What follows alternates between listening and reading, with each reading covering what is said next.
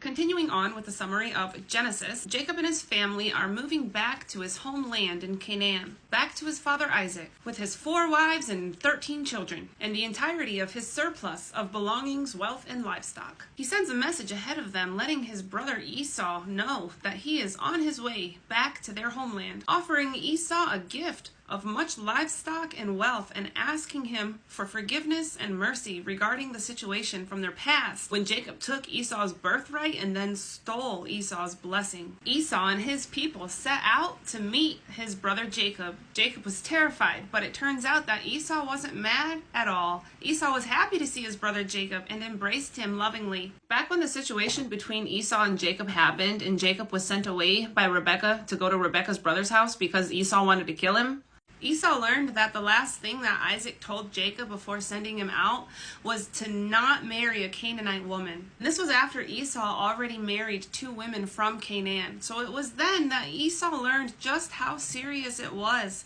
to his parents to not marry the women of Canaan. Esau had time to mature and understand that it was really their mother Rebekah that wanted Jacob to receive the blessing, due to the fact that Esau having Canaanite wives was a source of grief for his parents. Anyways, after the successful reunion between Jacob and Esau, Esau and his people head back to the land of Canaan. Jacob and his people are still traveling there as well, but they're moving at a slower pace because there are a lot of baby cattle with Jacob. So they settled down in the land of Shechem for a while. That's when Jacob's daughter Dinah gets violated by a Hivite named Shechem. So 2 of her 12 brothers, Simon and Levi, kill Shechem's whole town, and they get reprimanded by their father Jacob for doing that. And then God tells Jacob to settle in Bethel. And then Jacob's household gets rid of any idols and false gods, burying them in the ground. Then God again promises the land to Jacob's descendants. Then they decide to move to Bethlehem, and Rachel dies during the move while giving birth to Benjamin. They lived in that area for a while.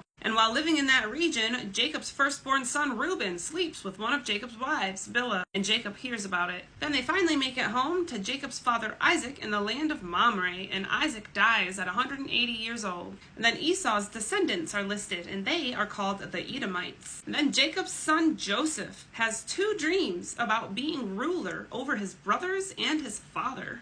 So his jealous brothers sell him into slavery, telling their father that Joseph was attacked by some wild beasts. Then we learn about one of the 12 brothers named Judah. He marries a Canaanite woman and has 3 sons. 2 of them are struck down by the Lord due to their wickedness, but then he ends up having 2 more sons. And then it goes back to talking about Joseph, which we will cover in part 5.